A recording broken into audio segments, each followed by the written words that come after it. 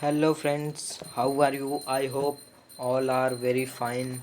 So welcome to new online classes changing the way of learning। मैं स्वागत करता हूँ हमारे new online classes YouTube channel पे। तो दोस्तों, जैसा कि आप सभी थंबनेल पर देखे ही होंगे कि आज मैं पढ़ाने क्या जा रहा हूँ। तो मैं पढ़ाने जा रहा हूँ ग्रेविटेशन चैप्टर, वो भी जो कि बहुत ही इम्पोर्टेंट है। मैं जानता हूँ कि सिलेबस पीछे चल रहा है, लेकिन मैं पूरा कवर कर दूँगा। दिसंबर तक मैं पूरा सिलेबस को कवर कर दूँगा। तो मेरे साथ इसी चैनल पर जुड़े रहिएगा और सपोर्ट में लगे रहिएगा। अभी तक आपने हमारे चैनल को सब्सक्राइब नहीं किया है तो सब्सक्राइब कर लीजिएगा और बेल आइकन को भी प्रेस कर देना न्यू ऑनलाइन क्लासेस चैनल पे। ओके, तो अभी हम स्टार्ट करने जा रहे हैं साइंस वन का। साइंस हमारे दो पार्ट में डिवाइड किए गए हैं। पहला पार्ट है साइंस वन और दूसरा है टू। इसमें जो कि आते हैं फिज़िक्स और उसके बाद आते हैं केमिस्ट्री, और इसमें क्या आता है बायोलॉजी। तो ये आज हमारा साइंस वन का चैप्टर चलेगा। साइंस वन का चैप्टर नंबर 1 जिसका नाम है ग्रेविटेशन। और आज हम इसको डिटेल में पढ़ेंगे। लेक्चर का ये जो लेक्चर है इसका वीडियो थोड़ा लंबा होगा, आई नो, बट लेकिन मैं तुमको डीपली सब कुछ अच्छे तरीके से समझा के दूंगा। तो देखिए, ग्रेविटेशन ग्रेविटेशन मतलब क्या होता है। अभी मैं समझाऊँ। ग्रेविटेशन मतलब होता है 1 मिनट। ग्रेविटेशन मतलब होता है कि अट्रैक्शन बिटवीन टू ऑब्जेक्ट और बॉडी। ग्रेविटेशन मतलब होता है अट्रैक्शन बिटवीन टू ऑब्जेक्ट और बॉडी। समझ गए। फिर उसके बाद अभी हम बात करते हैं फोर्स की। ग्रेविटेशन मतलब समझा। और फोर्स में अगर देखा जाए, फोर्स अगर कोई हम फोर्स मतलब होता है क्या, बल। ओके, फोर्स मतलब होता है क्या, बल होता है। जैसे अगर आप किसी ऑब्जेक्ट को, कोई भी ऑब्जेक्ट है, माना कि कोई एक ऑब्जेक्ट है यहाँ पर और ये रास्ता है। अगर आप अगर यहाँ से कोई फोर्स लगाते हैं तो वही ऑब्जेक्ट यहाँ से यहाँ चले जाएगा। तो उसी को कहते हैं क्या, फोर्स। समझ में आया क्या छोटे। फिर उसके बाद हम बात करते हैं फोर्स, समझेगा। अब उसके बाद अभी हम पढ़ेंगे कुछ फोर्स, टाइप ऑफ फोर्स दिए हैं, types of force. Okay student, क्या दिया है, टाइप्स ऑफ फोर्स दिया है, जिसमें हम पढ़ेंगे centripetal force, centrifugal force, centrifugal. और फिर अभी हम पढ़ेंगे मोशन के भी बारे में। मोशन नोट्स में तो नहीं दिया है, बट मैं आपको बता दूंगा मोशन के बारे में। मोशन क्या होता है, मोशन का मतलब होता है कि मूवमेंट। क्या, मूवमेंट का मतलब होता है मोशन। कोई भी ऑब्जेक्ट अगर यहाँ पे अगर थोड़ा सा भी मूव यहाँ से यहाँ तक जाएगा तो उसी को हम कहते हैं मोशन। इतना समझेंगे आप सभी लोग। आई होप सभी लोग अच्छे से समझ गए होंगे। फिर उसके बाद अभी हम बात करते हैं centripetal force. A force that act on a body moving along है, यहाँ बॉडी नहीं ऑब्जेक्ट आएगा, आप समझ लीजिएगा। A force that act on a body moving in a circular path and it is directed toward the center around the body moving। यहाँ पे notes में देखिए कि ये अगर आप यहाँ सेंटर है, अगर आप यहाँ पर खड़े हो और रस्सी में एक स्टोन बांध लो, एक पत्थर बांध के उसको गोल गोल नचाओ तो वो सरकमफ्रेंस में गोल गोल नाचेगा। ओके, तो उसी को क्या कहते हैं, वो गोल गोल तो ना घूम रहा है, गोल गोल तो वो घूम रहा है, लेकिन जो उसका मतलब फोर्स कहाँ से लग रहा है, वो सेंटर ऑफ द सर्कल से लग रहा है। इतना समझे। ये इसी को हम बोलते हैं क्या, सेंट्रीपिटल फोर्स। अब हम बात करते हैं centrifugal, a force acting a force arising from the body inertia that appear act on a body moving circular path and directed away to the center। सब कुछ सेम है, बट बस यहाँ पे डायरेक्टेड टूवर्ड है और यहाँ पे डायरेक्टेड अवे है, बस, और कुछ ज़्यादा इसमें नहीं है। इतना समझेगा। फिर उसके बाद अभी हम बात करते हैं केपलर लॉ की। केपलर लॉ जनरली कितने टाइप्स के हैं? तो केपलर के लॉ 3 टाइप्स के हैं। केपलर लॉ 3 टाइप्स के हैं। कौन कौन से? फर्स्ट केपलर लॉ देखिए। फर्स्ट केपलर लॉ में क्या दिया है? The orbit of a planet is an ellipse with the sun at one of the foci. जो ऑर्बिट रहता है, ये हमारा ये हमारा इलिप्स है और यहाँ पर सन है। टेक्स्ट बुक सभी लोग खोल लीजिएगा। टेक्स्ट बुक में पेज नंबर मैं बताऊँ, आप इस पे आ जाइए, पेज नंबर 3 पे। The orbit of a planet is ellipse with the sun at one of the foci. जो ऑर्बिट ऑफ अ प्लैनेट, जो प्लैनेट है वो इलिप्स के फॉर्म में है और सन उसके कहाँ पे? फोसा है, मतलब सेंटर में है। फोसाई मतलब क्या होता है? फोसाई मतलब सेंटर, एक प्रकार से आप समझ लीजिएगा। ओके, समझे? सो पहला लॉ क्लियर हुआ। फिर उसके बाद अभी हम सेकंड लॉ पे ध्यान देंगे। ध्यान से देखिएगा, ध्यान से समझने, कॉन्सेंट्रेट हियर। सेकंड लॉ में दिया है the line joining the planet and sun sweep equal area in equal interval of time. Text book में देखिए, ये डायग्राम इलिप्स शेप है और यहाँ पर सन है, यहाँ पर ऐसा कुछ डायग्राम दिया गया है। जो हमारा प्लैनेट है, the line joining the planet, जो लाइन जॉइन कर रहा है प्लैनेट को और सन भी इक्वल एरिया में, equal interval of time. Equal area मतलब पूरी एरिया, सब कुछ इक्वल इंटरवल ऑफ टाइम में, मतलब वो सन स्वीप मतलब घूम रहा है। सो सभी आपका क्वेश्चन होगा कि यहाँ पर तो कुछ ज़्यादा एरिया है, इसका कुछ ज़्यादा है, इसका कुछ ज़्यादा है।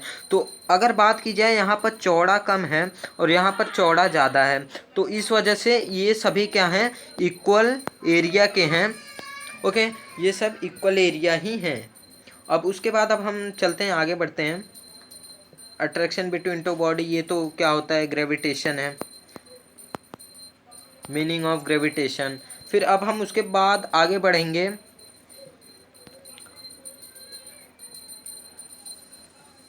अब हम पढ़ेंगे क्या? थर्ड लॉ, समझे? अभी हम बात करते हैं थर्ड लॉ की। The square of its period of revolution around the sun is directly proportion to the cube of mean distance of a planet. समझे? ये हो गया न्यूटन का थर्ड लॉ। फिर उसके बाद अभी हम पढ़ेंगे क्या? Newton universal law. क्या पढ़ेंगे? और I hope that third law आपको समझ में आ गया होगा, लेकिन मैं फिर से समझा देता हूँ। The square of its period of revolution around the sun is directly proportion to the cube of the mean distance of a planet from the sun. मतलब जो टाइम है, time is time sorry, the square of its period of revolution around the sun is directly proportion to the cube of mean distance R square. Okay, cube of mean distance, समझे? So there for ये हो जाएगा T square, यहाँ पे cube होगा, हाँ यहाँ पे क्यूब होगा, तो इजक्वल टू, प्रोपोर्शन को हम मानेंगे के से, और आर क्यूब है, आर क्यूब। सो ये हो गया हियर के क्या है? के क्या है? कांस्टेंट है। क्या है? कांस्टेंट, समझे? नोट डाउन करते जाइए। के हमारा इट इज़ अ कांस्टेंट। फिर उसके बाद अभी हम आगे बढ़ते हैं।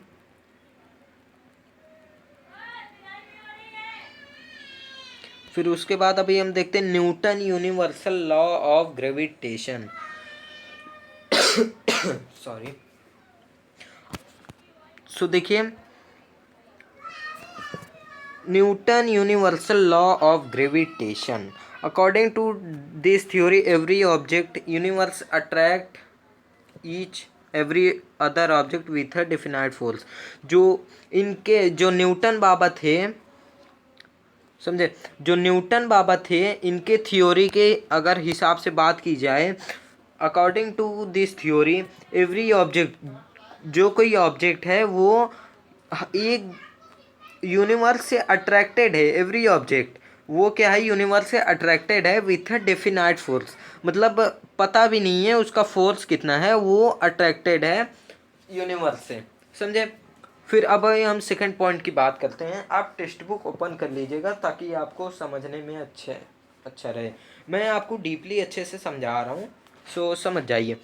फिर this force is directly proportion to the product of mass.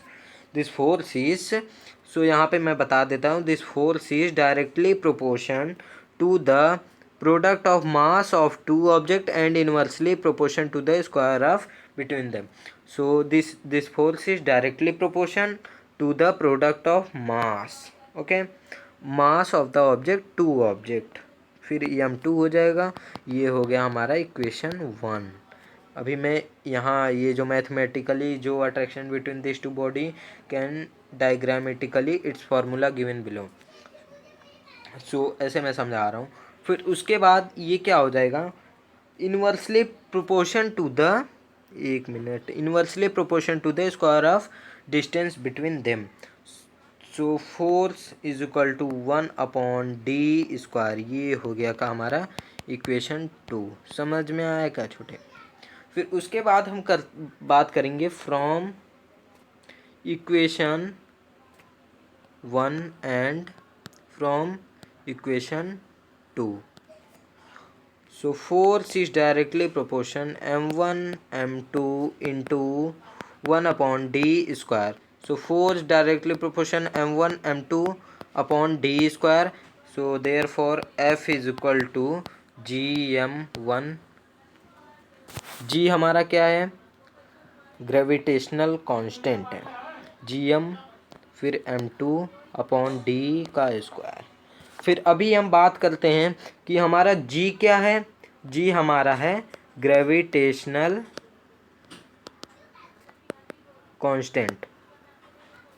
Constant समझ जाइए। फिर इसकी ग्रेविटेशन कांस्टेंट की वैल्यू क्या दी है। सो ग्रेविटेशन कांस्टेंट की वैल्यू है, वो दी है 6.67 into 10⁻11 newton metre square kg-2। Okay, so ये इसकी वैल्यू है। आपको अगर चाहिए तो आप इसे नोट डाउन कर लीजिएगा। ये बहुत बार इम्पॉर्टेंट है, बहुत ही इम्पॉर्टेंट क्वेश्चन है ये, नोट इम्पॉर्टेंट करके टिक कर लीजिएगा आप, और वैसे भी आपके टेक्स्ट बुक में दिया गया है। सो फिर इतना समझ में आया, ये सब नोट डाउन करते जाइए आप। चाहिए तो मैं ये नोट्स की मैं PDF आपको डिस्क्रिप्शन बॉक्स में दे दूंगा। फिर उसके बाद अभी हम बात करते हैं law mean that mass of one object is double, the force of two object also double. If the two body are spherical, the direction of force is always along the line joining the center of the two body and distance between the center is taken to be d. In case of when body are not spherical or have irregular shape, then direction of force is along lining joining the center of the circle of mass is taken to be the distance between the two center of mass. Here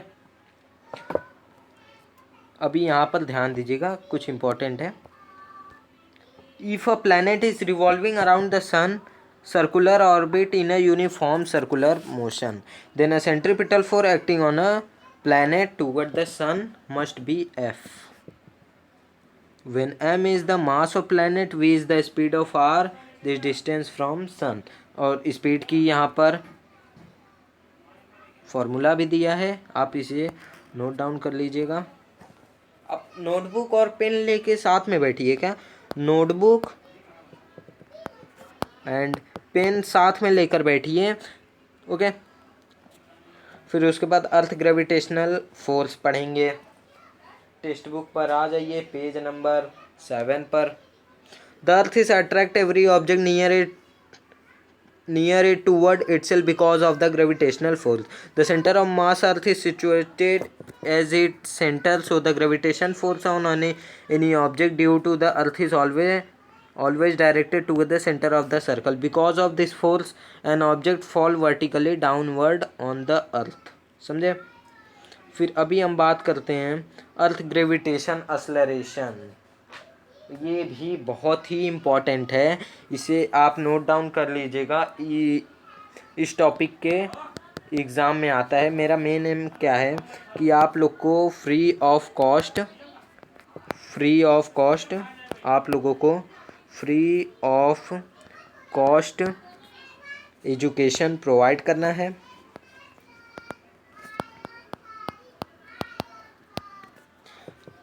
मेरा main M है free of cost आप सभी को education provide करना है, और वो भी बिल्कुल फ्री। और मेरा मानना है मेरे से जो बच्चा पढ़ रहा है, या अभी तो मैं चैनल ही नया क्रिएट किया हूँ, जो बच्चे पढ़ रहे हैं मेरा एम है कि वो 99% स्कोर करें बोर्ड एग्ज़ाम में। सो सभी लोग मेहनत करिए, प्रैक्टिस करिए, जो भी पढ़ाया जा रहा है वीडियो को ज़्यादा से ज़्यादा शेयर करिए अपने फ्रेंड्स लोग को भी, ताकि उन लोग का भी भला हो। फिर अभी हम चलिए बात करते हैं। आपको मेन एम रखना है कि मुझे 99+ % मुझे लाना है बोर्ड एग्ज़ाम में। रिमूव इसको रेस कर दिया। सो फिर अभी हम बात करते हैं earth gravitational acceleration. Newton second law of motion of force acting on a body resulting its acceleration. Thus the gravitational force due to the earth on body result in acceleration. This is called acceleration due to gravity and denoted by G. समझे? Where there is change in surface of the earth. Page number 8 पे देखिए नीचे, variation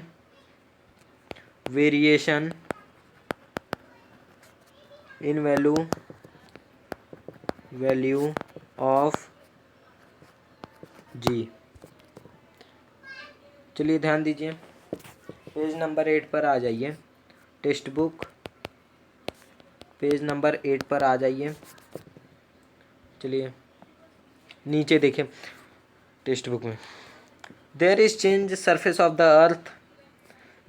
the reason is that the shape of earth is not exactly spherical and distance of point of surface of the earth from its center differs sometimes from place to place. Due to rotation the earth blocks the equator and is flatter of the pole. Its radius largest the equator of smallest and the pole. The value of g thus highest 9.832 meter per second square at the pole. ये क्या है? Value of ji highest कहाँ तक जाता है? पोल पे 9.832 metre पर second square. समझे? नोट डाउन कर लीजिएगा, नहीं नोट डाउन किया वीडियो थोड़ा रिवर्स करके देख लीजिएगा।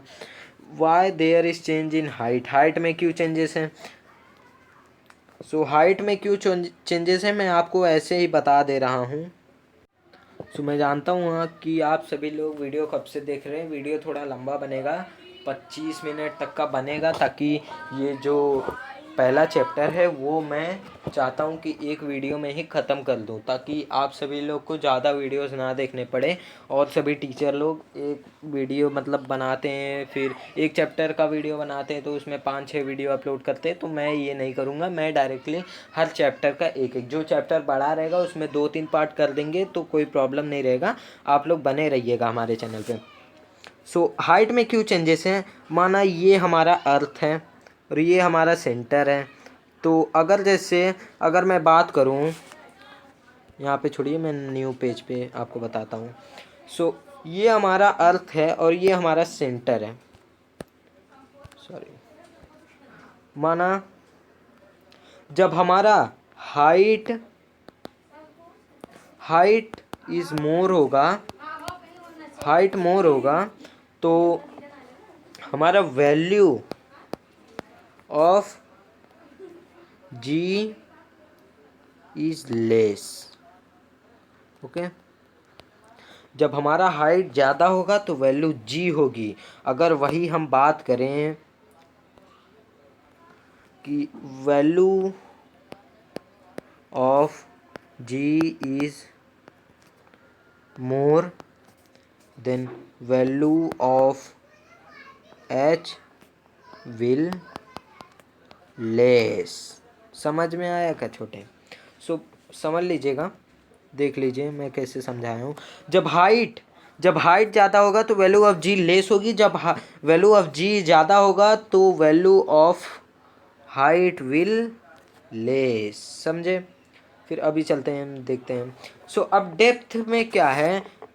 यहाँ डेप्थ में फॉर्मूला सेटिस्फाई नहीं हुआ है, फॉर्मूला इज नॉट सेटिस्फाई। यहाँ पे देख लीजिएगा, ध्यान से पढ़ लीजिए वीडियो स्टॉप करके। तो देखिए, अभी मैं बताने जा रहा हूँ changes in depth. Changes in depth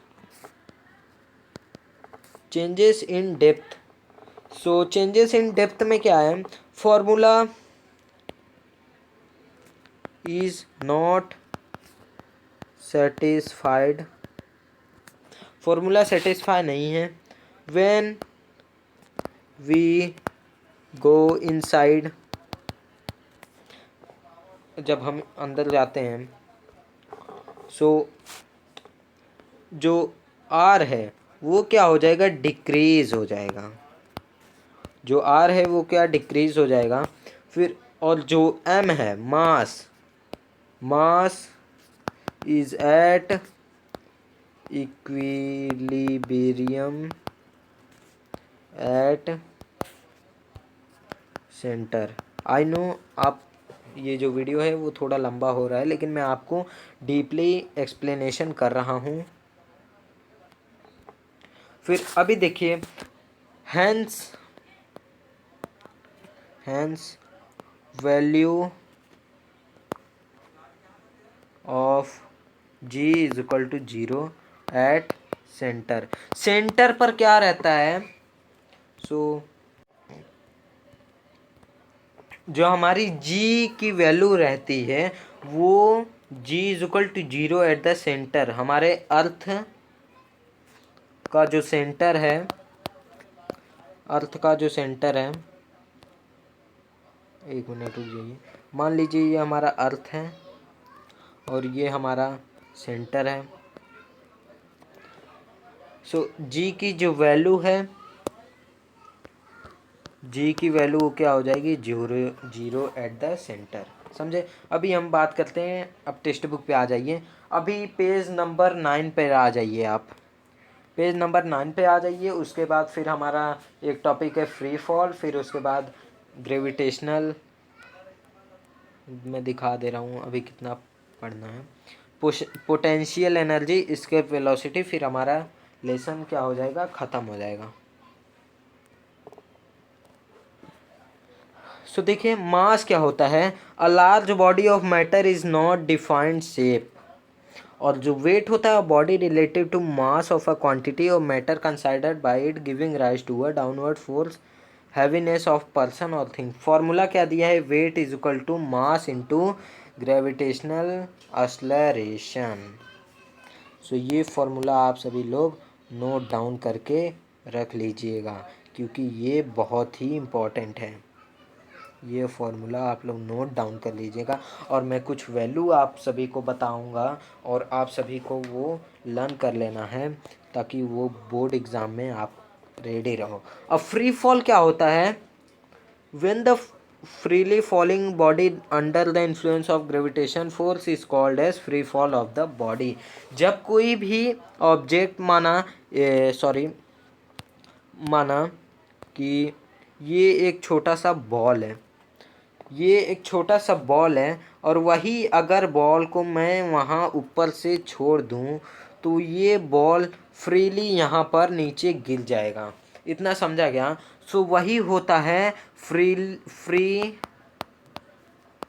fall. इसी को हम क्या बोलते हैं? Free fall. इतना समझेगा। सो इसी को हम बोलते हैं फ्री फॉल। जब कोई भी मेरा ऑब्जेक्ट यहाँ एक जगह से जब नीचे वो डाउनवर्ड गिरता है, सो उसी को हम बोलते हैं फ्री फॉल। और यहाँ पर देखिए एक वैल्यू दी है, note in free fall u is equal to 0। u क्या होता है हमारा? Initial. u is equal to initial velocity, starting point. एक प्रकार से मैं कहूँ तो साधारण भाषा में स्टार्टिंग पॉइंट को हम बोलते हैं इनिशियल वेलोसिटी, जिसको हम रिप्लेस करते हैं u से। इतना समझा। फिर अभी हम बात करते हैं, फ्री फॉल हो गया। फिर अभी हम बात करते हैं पोटेंशियल एनर्जी। सो अभी हमारा फ्री फॉल कंप्लीट हो चुका है। सो अभी हम आगे बढ़ते हैं। ओके समझे? सो अभी हम आगे थोड़ा बढ़ते हैं। अभी हमारा क्या टॉपिक है? पोटेंशियल एनर्जी और एस्केप वेलोसिटी। ये दो टॉपिक हमारा लास्ट टॉपिक है। इसके बाद फिर हमारा ये लेक्चर ओवर हो जाएगा। सो पोटेंशियल एनर्जी क्या है? The energy possessed by a body of virtue its position related to other state with itself electric charge and other factor। इसका जो फॉर्मूला है, फॉर्मूला भी आपको दिया गया है, सो ध्यान दे दीजिएगा भाई। फिर उसके बाद अभी हम बात करते हैं एस्केप वेलोसिटी पर। टेक्स्ट बुक पेज नंबर पे आ जाइए, मैं बता रहा हूँ। फ्री फॉल आपको समझ में आया क्या? आई होप सभी लोग को समझ में ही आ गया होगा। सो हमारा पोटेंशियल एनर्जी तो हो गया। अभी हम बात करते हैं क्या? एस्केप वेलोसिटी पर। एस्केप वेलोसिटी ध्यान से देखिए, ये कुछ थोड़ा ट्रिकी टाइप में है। Okay, the lowest, colour change कर लेता हूँ। The lowest velocity which a body must have order to escape the gravitation attraction of a particular planet और अदर प्लैनेट। मतलब जो लोवेस्ट वेलोसिटी बॉडी की है वो order to escape the gravitation attraction, okay, of particular planet और other object. और यहाँ पर देख लीजिएगा, v is equal to pi two gm upon r। Okay, so m क्या है? मास है। और ये क्या है? हमारा ग्रेविटेशन है। अब ग्रेविटेशन की वैल्यू मैं आपको बताऊं, सो मैं आपको अभी बता दिया था, तो लेकिन मैं फिर से बता दे रहा हूं ग्रेविटेशन की वैल्यू क्या होती है। ओके, सो कैपिटल जी को हम बोलते हैं क्या? ग्रेविटेशन। इसको हम बोलते हैं क्या? Gravitational constant. सो इसको हम बोलते हैं क्या? 6 पॉइंट, इसकी वैल्यू है जो वो है 6.67 इंटू 10⁻11 इंटू 6 इंटू 10⁻24। इसकी यहाँ 10 का पावर 24 नोट डाउन कर लीजिएगा। और ये वैल्यू जो है आप सभी याद कर लीजिएगा, क्योंकि एग्ज़ाम में ये बहुत बार पूछा गया है। समझे? ये मेरा फर्स्ट वीडियो था। आई होप आप सभी लोग को अच्छा लगा होगा। आई होप सभी लोग को ये वीडियो अच्छा लगा होगा तो प्लीज़ लाइक कर देना और शेयर कर दीजिएगा, और कमेंट सेक्शन में ज़रूर बताना कि ये वीडियो मुझे आपको कैसा लगा। और सब्सक्राइब कर लीजिएगा हमारे चैनल को, जिसका नाम है न्यू ऑनलाइन क्लासेस। समझे? सब्सक्राइब कर लीजिएगा इस चैनल को, ताकि जो, और बेल आइकन को भी प्रेस कर देना, ताकि जो हमारी न्यू वीडियो आ सके सेकंड चैप्टर का। उसके बाद भी अभी मैं स्टार्ट करने वाला हूँ मैथ का अलजेब्रा और उसके बाद जियोमेट्री।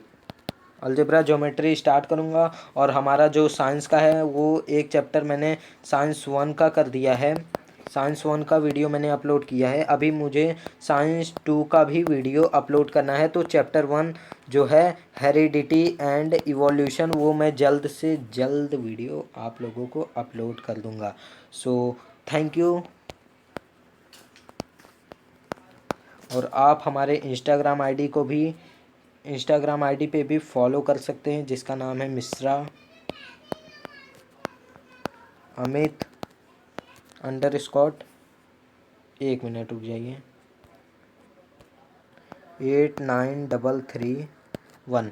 वैसे तो मैं डिस्क्रिप्शन बॉक्स में भी दे दूंगा, और इसकी जो पीडीएफ फाइल है वो मैं आपको डिस्क्रिप्शन में दे दूंगा। सो आप वहाँ पर जाके डाउनलोड कर लेना। ओके, समझे। Thank you for watching, bye. Thank you. Share कर देना लेकिन भूलना नहीं है आप।